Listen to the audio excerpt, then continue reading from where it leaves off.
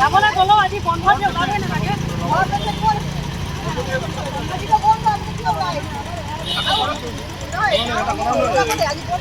তোমাৰ কি চকু অকলা কাম ঠিক নাই নেকি বন্ধটো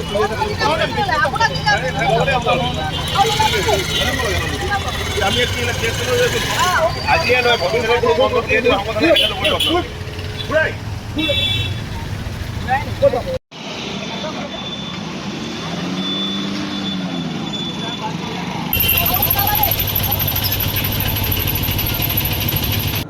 চাওক আমি ফলগুৰি ভূমিপুত্ৰ মৰাণ আৰু মটক জনগোষ্ঠী এই ভূখণ্ডৰ গৰাকী আমি তৎসত্ত্বেও কিন্তু আমাক কোনো ৰাজনৈতিক অধিকাৰ দিয়া নাই। অৰ্থাৎ আমাৰ এইখন চৰকাৰে শাসনলৈ দিলে অহাৰ পৰাই খিলঞ্জীয়াৰ সুৰক্ষা খিলন অস্তিত্ব পোৱা চৰকাৰখনে খিলঞ্জীয়াৰ বিপৰীত স্থিতি গ্ৰহণ কৰিছে। আমি মৰাণ আৰু মটক জনগোষ্ঠী আমি তীব্ৰভাৱে নিন্দা কৰিছো, কাৰণ আমি আমাৰ অধিকাৰ আমাক দিব লাগিব। কাৰণ আমি মৰাণ আৰু মটকসকলে আজি বহু বছৰ ধৰি শ বছৰ ভূখণ্ডত বাস কৰিও মৰাণ আৰু মটকসকলৰ জনজাতিকৰণ মূল দাবী, এই দাবী আজিলৈকে চৰকাৰখনে ফুলফিল কৰা নাই।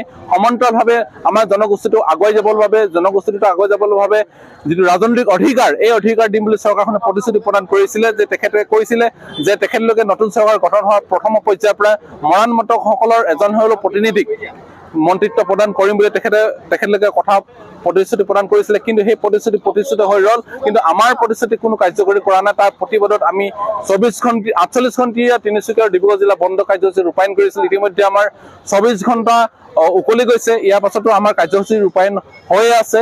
ইয়াৰ পাছত যদি অহা 48 ঘণ্টাৰ পাছতো যদি চৰকাৰখনে কোনো গুৰুত্ব প্ৰদান নকৰে, তেনেহলে আমি বিগত সময়ত মৰাণ আৰু মটক জনগোষ্ঠীৰ কেওটা সংগঠনৰ উদ্যোগত আলোচনাৰ সিদ্ধান্ত মৰ্মে পৰৱৰ্তী কাৰ্যসূচী আমি ঘোষণা কৰিম।